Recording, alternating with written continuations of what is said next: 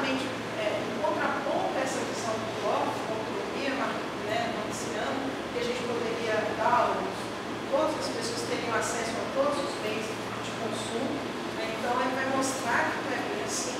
Então, para de alguma maneira comprovar que isso tem um limite, ele vai mostrar quais seriam essas condições reais, ou quais seriam as possibilidades de realizar então essa utopia. E para isso ele vai mostrar os limites de tolerância da natureza. Isso tudo tem aspas, que são os subtítulos que ele utiliza lá para tratar desse tema. E ele vai mostrar 4 dos principais problemas da nossa civilização. Está falando na década de 70, hein, gente? Olha a atualidade. O primeiro problema é o problema do alimento. Acho que esse é um problema recorrente da espécie humana, né? E toda a tecnologia, de alguma maneira, tentou resolver esse problema. Só que aí surgiu outro problema, que é o da matéria-prima. Quer dizer, a gente aumenta a nossa capacidade de produzir, mas os recursos são limitados, certo? Então, isso aí gera um problema, que gera um terceiro problema, que é o problema da energia, certo? Então, hoje a gente está vendo aí, né, todas as crises, desde a questão do petróleo, desde a questão da energia térmica, desde a questão da energia elétrica, tudo, né, em função desse aumento de produção que nós estamos aí progressivamente alcançando. E o problema técnico último. Olha só como o Amazonas era alguém que, né, estava pensando à frente do seu tempo. Ele já começava a perceber essa questão que hoje a gente chama de aquecimento global ou de mudanças climáticas, para aqueles que não aceitam o planeta esquentando. Também eles fazem, a última foi lá em Copenhague para discutir aquecimento global, o lugar mais frio de todos. Não, vem pro Rio, vamos fazer a prova para discutir essa questão. Não vai ter a situação. Pois é, então, é só escolher aqui no Brasil um lugar para discutir essa questão dele, que vai ter um desplante de dizer que não está acontecendo. Agora, por mais que a gente possa dizer que não está no aquecimento, porque nos países frios as temperaturas também estão, quando é o inverno, também são muito próximas, é trocar a tecnologia para a mudança climática, porque isso é inegável. A gente pode discutir as causas, mas o planeta está passando por uma transformação climática, isso aí, né? Eu acho que qualquer pessoa que tem mais de 30, 40 anos já percebeu isso ao longo da sua própria vida, da experiência pessoal. Né? Não precisa de ninguém dizer fundamentar isso aí. Mas, de qualquer forma, o interessante desses aspectos é mostrar que ele está completamente consciente de todos esses problemas que começaram lá no século XX, mas nosso século XXI levou como herança. Não começou lá e acabou, não. Pelo contrário, eles estão só se agravando. A cada dia que passa, os problemas se tornando mais frequentes e com mais dificuldade para se solucionar. Então, esse é o que a gente começa então, a concluir dessa exposição. A gente está diante de um problema de proporções globais. Por quê? Porque nosso modelo civilizatório, que é extremamente consumista e predatório, se impôs praticamente a todas as nações. Tá? Então, não tem muito isso aí. Aí são raras e honrosas exceções, como Plutão, que não tem esse desenvolvimento humano, mas é isso, felicidade. Olha que maravilha. Então, tem esses lugares, mas são exceções, porque o resto do planeta, como diz a luz, está tudo dominado, está todo mundo preocupado em consumir e produzir. Como só isso justificar a nossa existência. Certo? Então, esse é um problema seríssimo que a gente tem que. Então, como essa visão aí traz resultados desastrosos, e aí as imagens falam por si mesmas. Tá? Só para citar algumas questões. A gente poderia trazer 1000 outras imagens terríveis. Né? Então, quer dizer, a gente com essa preocupação de simplesmente produzir, consumir, né? A gente está causando um estrago que vai chegar um momento que a coisa vai se tornar insustentável.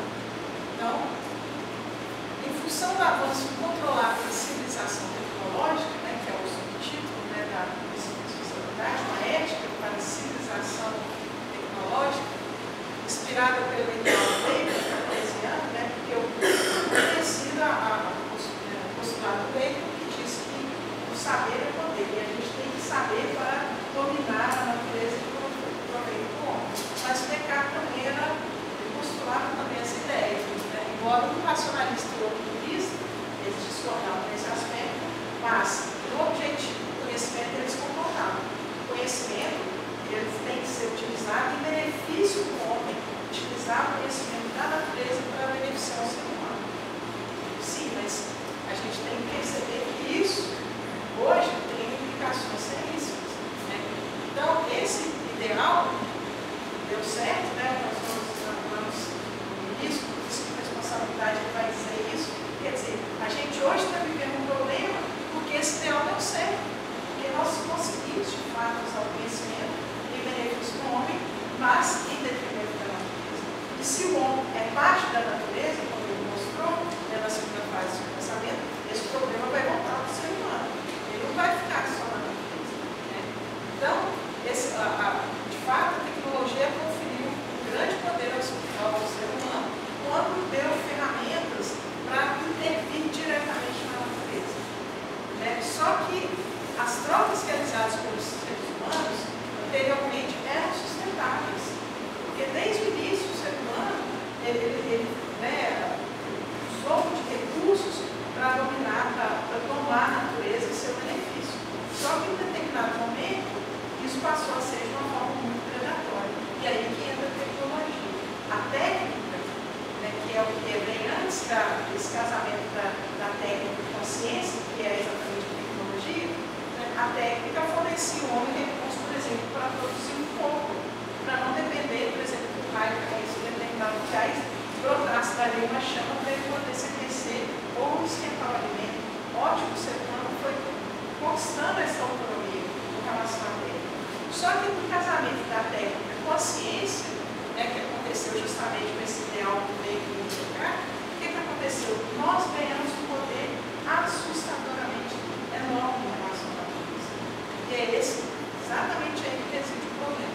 Então, essa conquista atualmente provoca um desgaste cada vez mais irreversível no meio ambiente. Então, essa é a questão. A gente, né, tem poder, mas é o que o Cansouras vai dizer.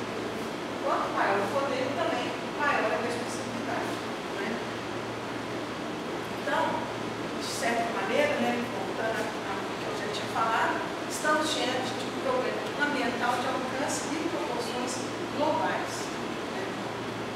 Ou seja, isso se manifesta no esgotamento de recursos na etapa da produção, quer dizer, a gente produz cada vez mais e as matérias-primas em algum momento elas vão, né, se esgotar, e a poluição vai citar um exemplo na etapa do processo, né, na etapa final do processo, que seria o descarte, né, o descarte, né, desses subprodutos ou dos produtos tornados cada vez mais precocemente obsoletos.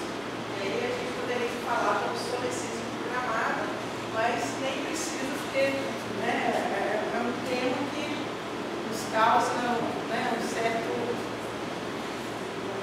de pensar que alguém em algum momento pensou, nós vamos produzir algo que vai durar menos, porque se a gente produzir algo que vai durar mais, a gente vai ter menos lucro. Então, quanto menos durar, mais lucro a gente vai ter. Agora, isso com um prejuízo enorme para nós, seres humanos, e para o planeta. Então, seria terrível. Então, a gente estabeleceu com a natureza uma relação duplamente perniciosa. Nós consumimos a natureza e produzimos cada vez mais lixo. E nela depositamos como pagamento pelo que dela retiramos. Então a gente vai lá, destrói uma montanha linda, Minas Gerais. Tem minerador em todos os 4 cantos do estado. Tem um lugar hoje que, graças ao nosso ex-governador